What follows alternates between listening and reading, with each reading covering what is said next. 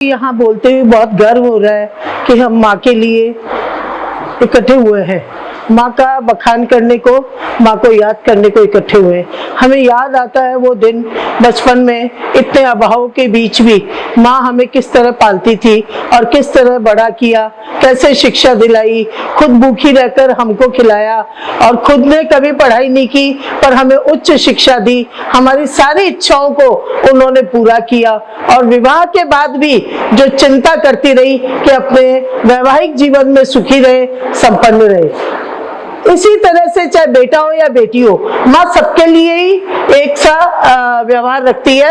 अब तो वो चीज खत्म भी है कि बेटी के लिए या बेटे के लिए अलग अलग तरह का सोच रखे।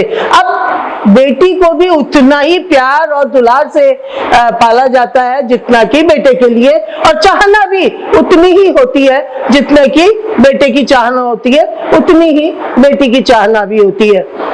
जब माँ अंतिम पड़ाव पर होती है उस समय बच्चे उनका ध्यान रखते हैं। बच्चे वो कर्ज कभी भूल ही नहीं पाते जो उन्होंने उनको बनाने में किया है, समय दिया है, जीवन दिया है, तपस्या दी है, भूख दी है, प्यास दी है, वो चीज बच्चे कभी नहीं भूल पाते। और मैं कहूंगी एक बेटी तो कभी नहीं भूल पाती, चाहे 7 समंदर पार बैठी होगी तो भी उसे ये चिंता रहेगी कि माँ ठीक है कि नहीं, माँ स्वस्थ है कि नहीं है। मुझे भी ये सौभाग्य मिला कि मैं माँ को उनके अंतिम दिनों में अपने साथ रख पाई और मैं थोड़े समय उनका सानिध्य पाती रही।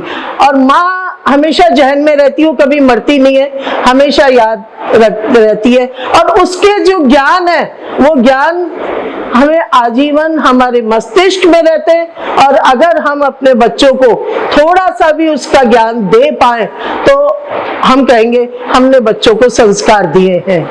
माँ के रूप में मैंने अपने बच्चे को वो सब कुछ दिया और देना चाहिए जो एक माँ को देना है, किंतु नौकरी, समाज सेवा, बाहर का काम और न जाने कितने सामाजिक संगठनों से जुड़ते हुए इस काम को, पारिवारिक दायित्व को, बच्चे को पालना, बच्चे को बड़ा करना, उसकी इच्छाओं को पूरी करना, उसको अच्छी शिक्षा दिलाना, ये सब बहुत ही संयमित तरीके से किया है।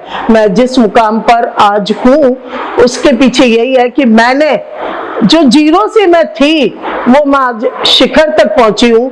वो माँ का आशीर्वाद, माँ की प्रेरणा और मैं बच्चे और मेरे में संतुलन बनाते हुए मैंने कभी अपने आप को ऐसा नहीं समझा कि मैं नहीं केवल बच्चों को ही तैयार करने में, जब बच्चे तैयार हो गए, बच्चे सक्षम हो गए तो फिर हम अपनी सेवाओं को समाज को दें, परिवार को दें, संगठनों को दें। और आज मैं इसी भांति अग्रवाल समाज समिति महिला मंडल की अध्यक्ष हूँ, राष्ट्रीय उपाध्यक्ष हूँ, भारत रक्षा मंच की ऑल इंडिया वीमेंस कॉन्फ्रेंस में ट्रस्टी हूँ और भी कुछ ऐसी संस्थाएं हैं जिनसे मैं जुड़ करके काम कर रही हूँ। और वो तभी कर पा रही हूँ जब मैंने ये देखा कि परिवार और सामाजिक काम दोनों के बीच में संतुलन बनाए रखना है और अपने आप को भी तैयार रखना है, अपने आप को भी शिखर तक पहुंचाना है। बहुत बहुत धन्यवाद।